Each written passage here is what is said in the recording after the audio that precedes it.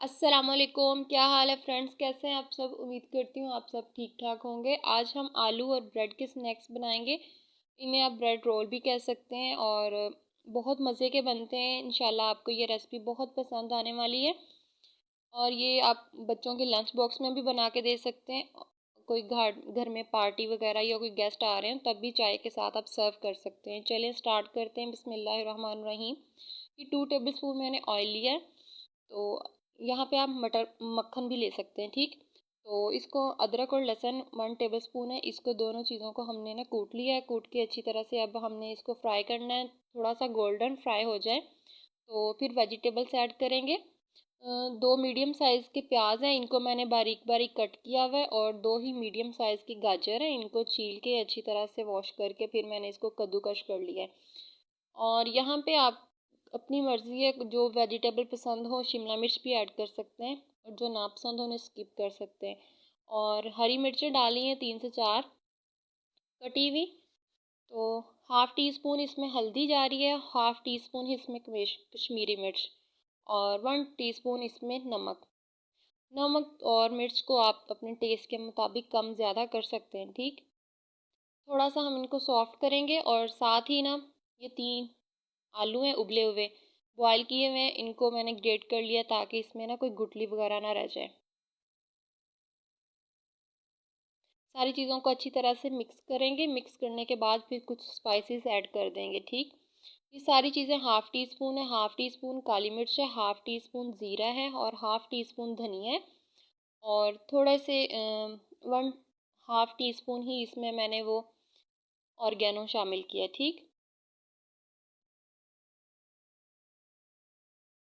अब हमने आलू और ये गाजर को अच्छी तरह से, जो वेजिटेबल्स हैं, अच्छी तरह से मिक्स करने के बाद ना थोड़ा सा कुक कर लेना है ताकि जिसमें मॉइस्चर है ना वो अच्छी तरह से ख़त्म हो जाए। नमी जो है आलू की और ये वेजिटेबल्स की जो होती है नमी सी, वो थोड़ी ड्राई हो जाए। तो फिर हमने इस आँच को हमने बंद कर देना है। आँच को बंद करने के बाद ये अब गार्निश के लिए थोड़ा सा हरा धनिया वो ऐड कर दिया। तो यहाँ पे 4 से 5 ब्रेड है और इसमें 2 टेबल स्पून गर्म दूध है, वो अच्छी तरह से डाल के ना हमने मिक्स कर लेना है। इसकी भी डो सी अच्छी से बना लेनी है तो इसमें ना कोई गुठली वगैरह ना रहे। और वो जो आलू और वेजिटेबल्स का मिक्सचर था और ये ब्रेड का, इन सारी चीज़ों को ना हमने अच्छी तरह से मिक्स कर लेना है। और ऑप्शनल है ये चीज़, मैं इसमें चीज़ डाल रही हूँ। चीज़ से बच्चे ना अच्छी तरह से, कोई चीज़ बनी हो तो खा लेते हैं, फेवरेट होती है सब बच्चों की, तो इसलिए मैं चीज़ मोज़रेला चीज़ ऐड कर रही हूँ।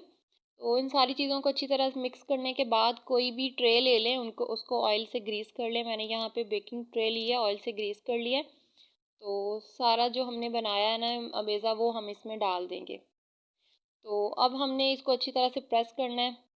तो इसके बाद ना आप फ्रिज में रख सकते हैं। मैंने ये शाम को बनाए थे और सुबह फिर रात फ्रिज में ही रहे थे। सुबह फिर इसको मैंने कटिंग करके फ्राई करके ना फिर मैंने बच्चों को सुबह लंच बॉक्स में बना के दे दिए थे। तो इसी तरह प्रेस करके ना फिर आप फ्रिज में रख सकते हैं। 15 से 20 मिनट फ्रीज़र में रख लें तो उसके बाद आप कटिंग इजीली हो जाएगी। ना भी रखें तो कोई मसला नहीं, वैसे भी कटिंग हो जाएगी। लेकिन फ्रीज़र में रखने से, मैंने फ्रीज़र में नहीं रखे थे, मैंने फ्रिज में रखे थे क्योंकि मैं सुबह को मैंने लंच में बना के दिए थे। आप यहाँ चाहें तो गोल शामियों की शक्ल भी काट सकते हैं, कोफ्ते गोल गोल वो भी बना सकते हैं। मैं यहाँ पे लंबाई में जैसे रोल होते हैं ना वो शेप आ जाएगी, तो इनको काट ले।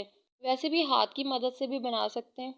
तो अब मैंने यहाँ पे स्लरी तैयार कर ली है। 5 चम्मच मैंने मैदा लिया था और थोड़ा थोड़ा पानी करके ना डाल के इसको अच्छी तरह से विक्स की मदद से फिर मैंने इसको मिक्स कर लिया ताकि इसमें कोई गुठली वगैरह ना रहे। अब हम कोटिंग करेंगे। पहले हमने मैदे में डिप करना है। तो मैदे में डिप करने के बाद ये ब्रेड क्रम्ब भी मैंने घर में बनाए हैं और ये एजेस वगैरह होते हैं ना उसके ब्रेड के, तो उसी से मैंने फिर ब्रेड क्रम्ब्स बना लिए हैं। तो इस तरह गोल गोल घुमाएंगे ना, हाथ दूसरा आपका गंदा नहीं होगा।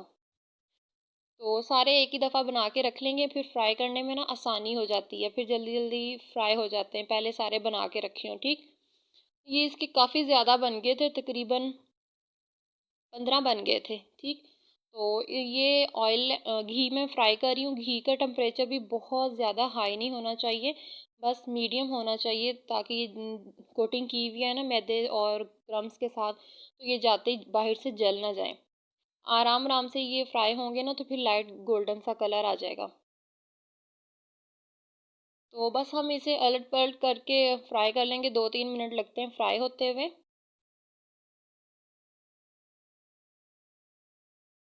ये बहुत ही ना ऊपर से इतने क्रिस्पी बने थे, बहुत ज़्यादा क्रिस्पी थे, अंदर से इतना सॉफ्ट सा इसका मसाला था। बहुत मज़े के, बच्चों को बहुत पसंद आए थे। इंशाल्लाह आपको भी ये रेसिपी बहुत पसंद आएगी, आप ज़रूर ट्राई कीजिएगा। मुझे दीजिए इजाज़त। हाँ, जाते जाते जो वीडियो को देख रहे हैं वो चैनल को सब्सक्राइब और वीडियो को लाइक ज़रूर कीजिएगा। मुझे दीजिए इजाज़त, अपना ढेर सारा ख्याल रखिएगा। ओके, अल्लाह हाफिज़।